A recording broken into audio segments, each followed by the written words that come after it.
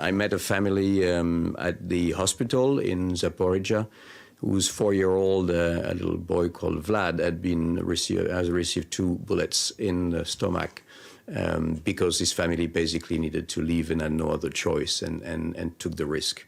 And the car in which they were was actually shot at. The head of the hospital there was telling me that they have actually so far treated 22 children who had lost limbs because of this particular violence at the moment.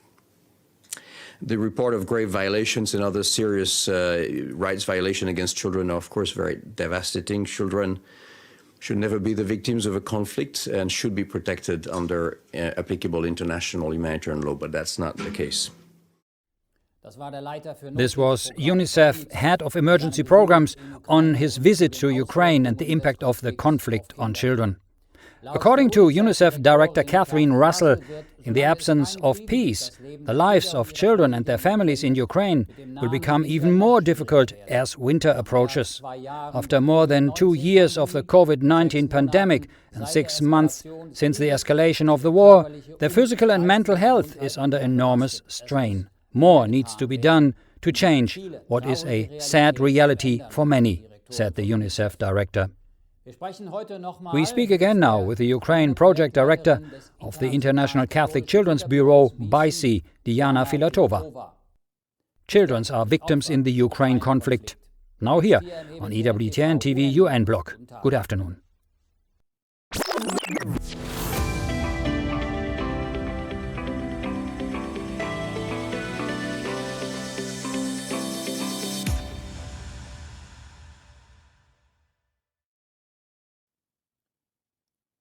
Once again, I welcome Diana Filatova from BICE in Geneva. Good afternoon, Diana.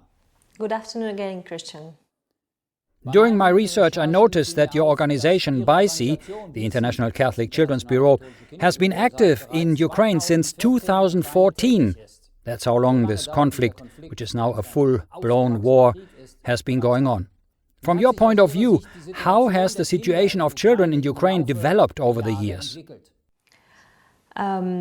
Yes, after the beginning of the conflict in 2014, many children and families had to become internally displaced people from eastern Ukraine, and they moved in other cities and regions of Ukraine. And just afterwards, BICE began our first series of trainings on resilience for psychologists and social workers.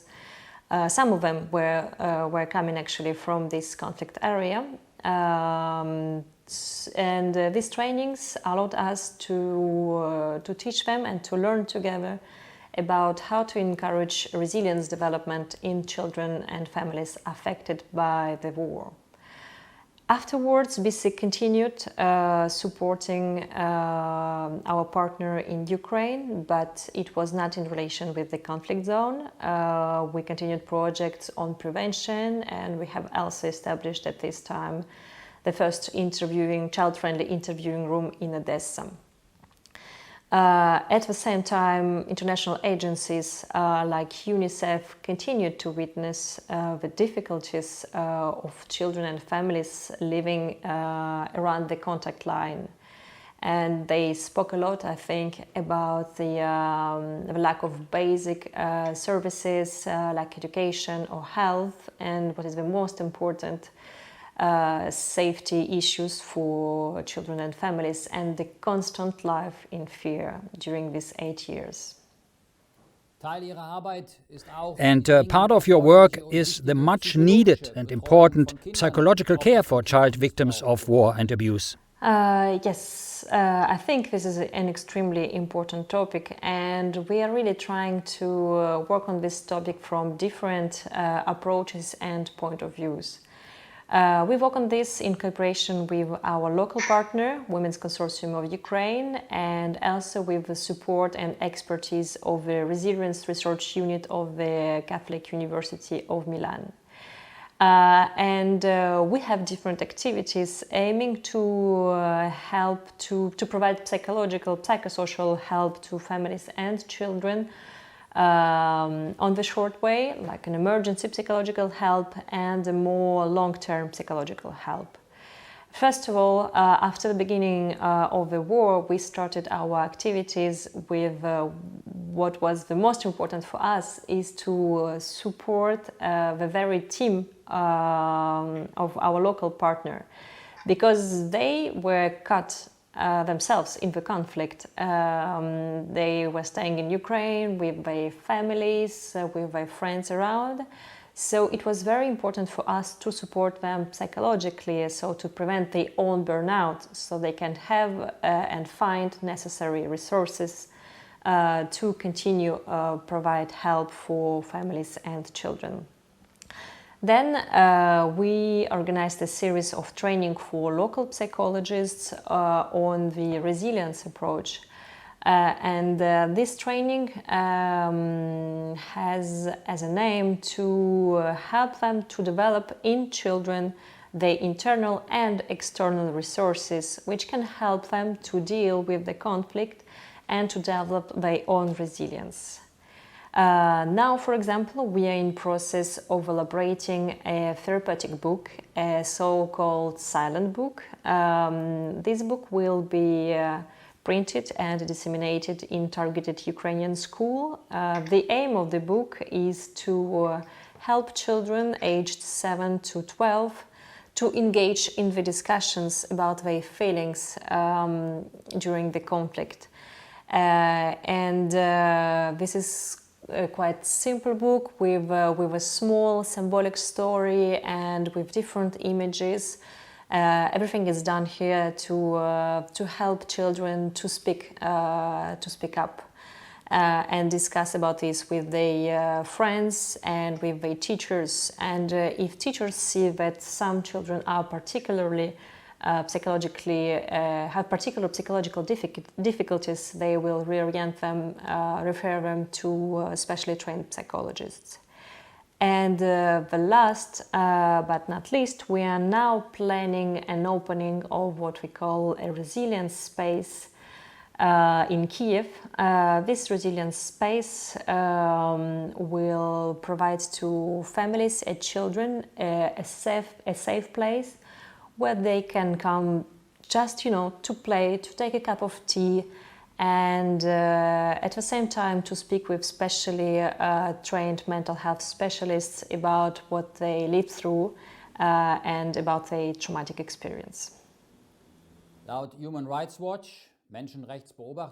According to Human Rights Watch, from July this year, Russian and Ukrainian forces have unnecessarily endangered civilians in Ukraine by deploying their forces in populated areas without moving residents to safer areas.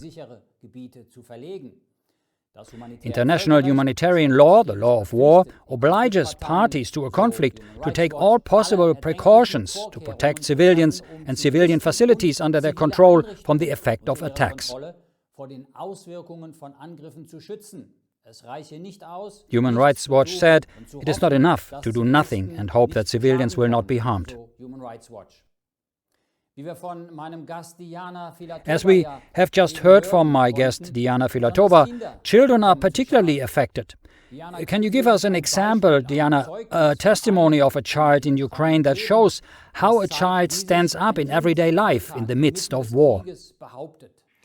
Yes, I had this very good example of a very simple gesture, of a day-to-day gesture, which really become a resource of resilience for this child.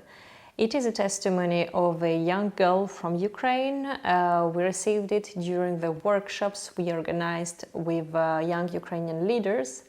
And this girl talked to us about her personal story. She had to quit her native city with her family and move to another city in western Ukraine.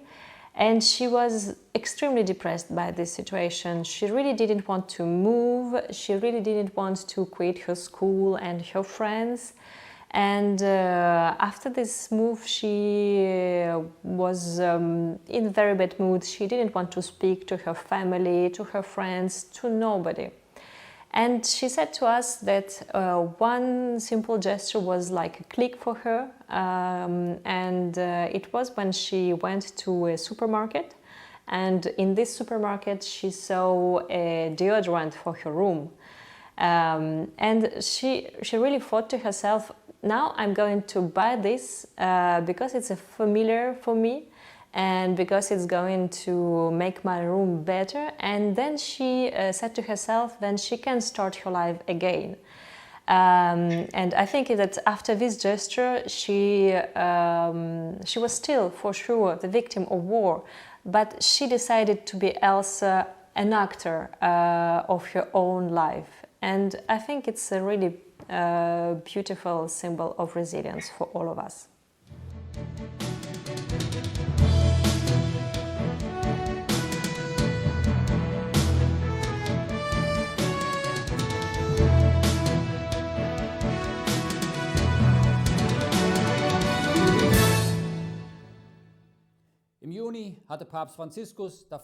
In June, Pope Francis warned against becoming accustomed to the war in Ukraine and called on the faithful to keep those suffering this tragic reality in their hearts and prayers.